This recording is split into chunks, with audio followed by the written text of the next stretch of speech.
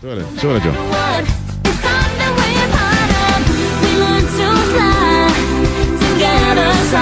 You got kids, you probably know what that is. That's the theme to High School Musical. That will be the theme song, in my opinion, to what happened late last week with Mexican authorities and U.S. authorities meeting at a local high school in McAllen to sing the praises of what's going on in Mexico and how they've been able to decrease the violence down there. Let's get, in my opinion, an on-the-ground perspective of what's taking place from Breitbart, Texas. According to, and I hate to do this, but I got to call them on the carpet, friends over at Channel 4. According to a recent report, a news organization with a journalistic standard that is not quite as high as other journalistic organizations. Did you see the article? I don't really follow their outlet, but I saw it. Somebody told me about it. It was linked to a story that said how DPS was in the practice of, providing bad news on a daily basis, bad news reports to their frontline troops here on the border, and using Mexican blogs and Breitbart as a source of these bad news stories from Mexico.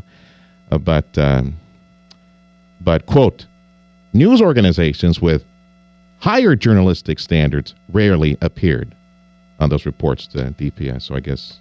Well, I mean, anyway. What do you expect from a news organization that their claim to fame is the Food Patrol and roaches? Okay, so, let's...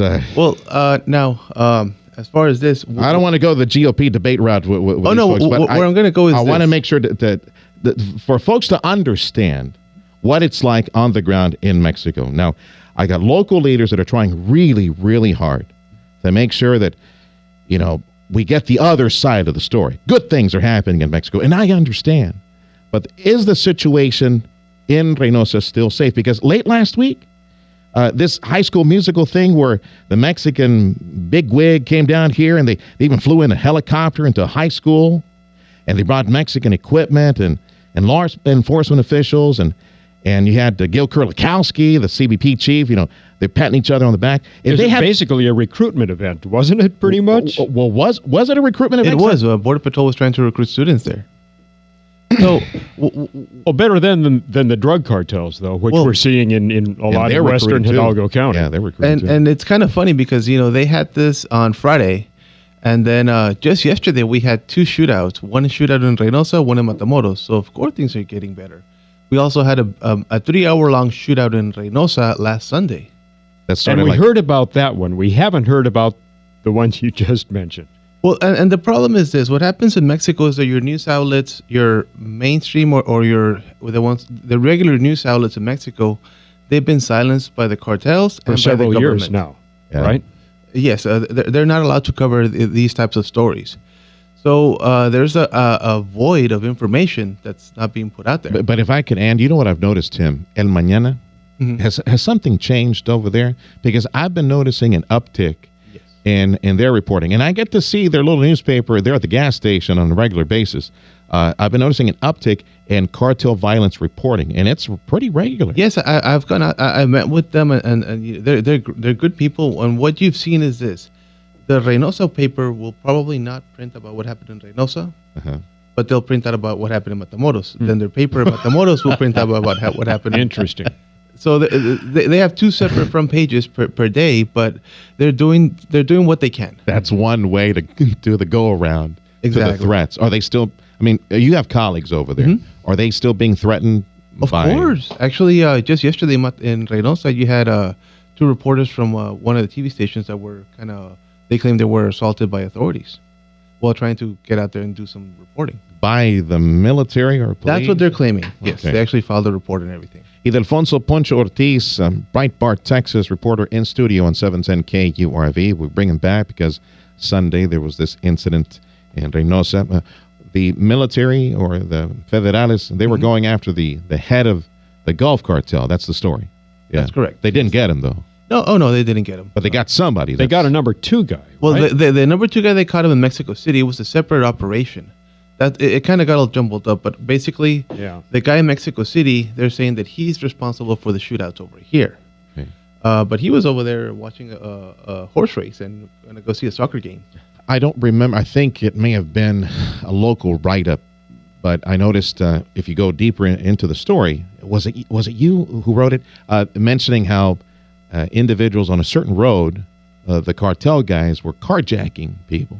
They were carjacking people, taking their vehicles and incinerating them to create a roadblock. That was you, right? Yeah, that was the play-by-play that we don't get anywhere else. And that is something that they do. Whenever you have a shootout in Reynosa, the cartel members, they will actually hijack vehicles and set up what are called blockades.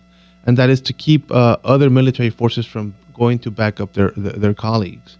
So it kind of, while there's a shootout in one area of the city, there's chaos all over the city. It's in an effort to slow down authorities. When does this end? Let me just get your thoughts, Pancho, because as soon as one of these top guys, either a number 1 or a number 2 cartel guy, is captured in a particular plaza, well, he's replaced quickly. I mean, there's always someone ready. Does there, from your standpoint on the ground, does there need to be a different strategy on the part of law enforcement? It's a pretty heavy question because we're talking about, I mean, military strategy that's been implemented by the government. But what are your thoughts? Well, sadly enough, the strategy by the government in Mexico has been mainly for show. They'll set up one target. He's the famous one. They make him out to be, larger than life. They catch him and then they claim a victory. In reality, they haven't really targeted the rest of the structure. They haven't really gotten the distribution lines, the lookouts, the enforcers. They're still out there. In reality, if you really want to hurt the cartels, you need to go after the money, which they really haven't done. And is that where the United States comes in at all? Is that what our role is in trying to offer them our assistance, intelligence, and whatnot? Well, I mean, the intelligence is great, but when it comes to the U.S., the focus has been on catching drug loads and catching individuals. There hasn't been a systemic effort in getting at the money laundering. And that can be done from this side of the border, too. Okay. Exactly. I mean, when you start actually going after banks, where the money goes, banks, that's the fuel. The businesses, that's when you'll actually see a change, because all this chaos in Mexico is over money. Ildefonso Poncho Ortiz, Breitbart, Texas, in studio on 710 KURV. And again, tell me the most recent two that you saw, heard this week, the two incidents that might be popping up over the next several days. I'm not sure. Well, yeah, we had a shootout in Reynosa and one in Matamoros. The one in Matamoros, we actually had 3 bystanders that were hit by stray bullets. When was that? That was yesterday around noontime. Okay. One of them was actually a boy in school. He was an elementary kid. The bullet barely missed his head. It grazed him in the neck area. It's something pretty tragic. Okay. Comparing right now, this time of year, bro, to this time last year, I mean, are things improving? Has the violence quelled to some degree? Is it down compared to this time last year? Or is it just the cadence is just different? It pops up here and there. It's sporadic. You just don't know. In this particular area, in the state of Tamaulipas, the violence has increased. What, Reynosa, Matamoros? When you say this area, what is in the whole Tamaulipas? Because right now, if you look at Victoria, the state capital, you have a civil war. That's a cesspool. You can't get. That's a hornet's nest. You can't get in there. Exactly, and even the border area here. I mean, what happens is this: you will have a shootout, a 3-hour-long shootout, and then an hour later, people go back to normal. They go around about their daily lives.